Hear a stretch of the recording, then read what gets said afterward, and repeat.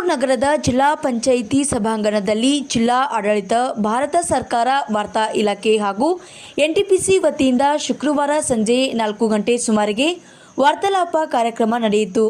ಈ ವೇಳೆ ಜಿಲ್ಲಾ ಪೊಲೀಸ್ ವರಿಷ್ಠಾಧಿಕಾರಿ ಲಕ್ಷ್ಮಣ್ ನಿಂಬರ್ಗಿ ಅವರು ಪತ್ರಕರ್ತರಿಗೆ ಕಾನೂನು ಹಾಗೂ ಮಾಧ್ಯಮದ ಜಾಗೃತಿಯ ಕುರಿತು ಮಾತನಾಡಿದರು. ಪತ್ರಕರ್ತರು ಕಾನೂನು ಅಡಿಯಲ್ಲಿ ಸುದ್ದಿಗಳನ್ನು ಪ್ರಕಟಿಸಬೇಕು ಹಾಗೂ ಧರ್ಮ ಮತ್ತು ಕಾನೂನು ಬಾಹಿರ ಸುದ್ದಿಗಳನ್ನು ಪ್ರಸಾರ ಮಾಡುವ ಮೊದಲು ಕಾನೂನು ಸಲಹೆಯನ್ನು ಪಡೆಯಬೇಕು ಎಂದು ಹೇಳಿದರು. ವರದಿಗಾರರು Vishwaradhya Gangur, Indian public TV Kannada, Vijayapura. ಕಾನೂನು ಮತ್ತು ಮಾಧ್ಯಮ ಅಂತ ಬಂದಾಗ ಮಾಧ್ಯಮದವರ ಕಾನೂನಿನ ಅಡಿಯಲ್ಲಿ ಅವ್ರದ್ದು ಎಕ್ಸಿಸ್ಟೆನ್ಸ್ ಏನು ಬರುತ್ತೆ, ಮಾಧ್ಯಮದ ವೃತ್ತಿಯಲ್ಲಿ ಇರುವಂತಹ ಇತಿಮಿತಿಗಳು ಏನು, ಮತ್ತೆ ಮಾಧ್ಯಮದವರಿಗೆ ತಾವು ಮಾಡುವಂತಹ ಪ್ರಸಾರ ಮಾಡುವಂತಹ ಬರವಣಿಗೆ ಆಗಿರ್ಬೋದು ಅಥವಾ ಡಿಜಿಟಲ್ ಚಿತ್ರಣ ಆಗಿರ್ಬೋದು ಯಾವ್ದು ಗಮನದಲ್ಲಿ ಇರಬೇಕಾಗುತ್ತೆ. ಮತ್ತೆ ಸಾಮಾಜಿಕ ಜವಾಬ್ದಾರಿಗಳು ಏನೇನಿದೆ, ಸೊ ಇವನ್ನೆಲ್ಲವನ್ನ ನಾವು ವಿಶ್ಲೇಷಣೆ ಮಾಡಬೇಕಾಗುತ್ತೆ.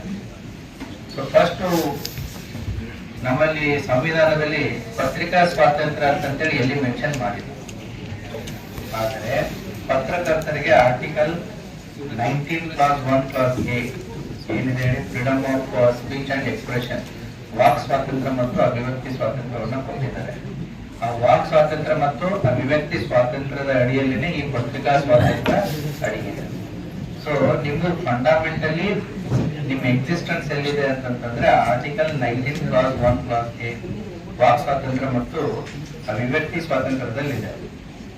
ಆದರೆ ಪ್ರಶ್ನೆ ಎಲ್ಲಿ ಬರುತ್ತೆ ಅಂತಂದ್ರೆ ಈ ವಾಕ್ ಸ್ವಾತಂತ್ರ್ಯ ಮತ್ತು ಅಭಿವ್ಯಕ್ತಿ ಸ್ವಾತಂತ್ರ್ಯ ಈ ಆಧುನಿಕ ಕಾಲದಲ್ಲಿ ಡಿಜಿಟಲ್ ಯುಗದಲ್ಲಿ ಸಾಮಾಜಿಕ ಜಾಲತಾಣಗಳ ಅಬ್ಬರದಲ್ಲಿ ಯಾವ ರೀತಿ ಇಂಟರ್ಪ್ರಿಟೇಟ್ ಮಾಡಬೇಕಾಗುತ್ತೆ ಅಂತಂದ್ರೆ, ಇತ್ತೀಚೆಗೆ ಐ ಥಿಂಕ್ 2 days ಬ್ಯಾಕ್ ನೀವು ಕನ್ನಡಪ್ರಭ ಯಾರಾದ್ರೂ ಓದಿದ್ರೆ ನಿಮಗೆ ಗೊತ್ತಾಗುತ್ತೆ, Karnataka high court justice Nagaprasanna sir ಅವರು ಇದ್ದಂತ ಬೆಂಚು ಇತ್ತೀಚೆಗೆ ಕೇಂದ್ರ ಸರ್ಕಾರ ಸೋಷಿಯಲ್ ಮೀಡಿಯಾ ಇಂಟರ್ಮೀಡಿಯರೀಸ್ ಅಂತಂದ್ರೆ ಯಾರ್ಯಾರು ಫೇಸ್ಬುಕ್, ಟ್ವಿಟರ್ ಆಗಿರ್ಬೋದು, ಎಕ್ಸ್ ಆಗಿರ್ಬೋದು, ವಾಟ್ಸ್ಆಪ್ ಆಗಿರ್ಬೋದು, ಇವೆಲ್ಲ ಸೋಷಿಯಲ್ ಮೀಡಿಯಾ ಪ್ಲಾಟ್ಫಾರ್ಮ್ಸ್. ಅಲ್ಲಿ ಯಾರೇ ಏನೇ ಬಂದು ಮಾತಾಡಿದ್ರು ನಡೆಯುತ್ತೆ ಅನ್ನೋದು ಕಷ್ಟ.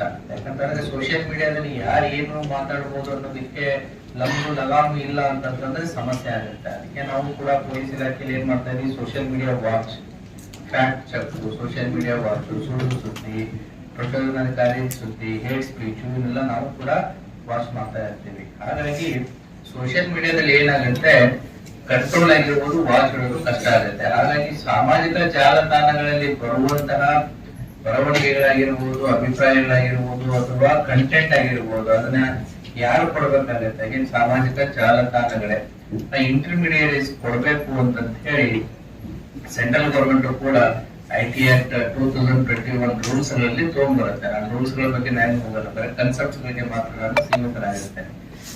ಸೊ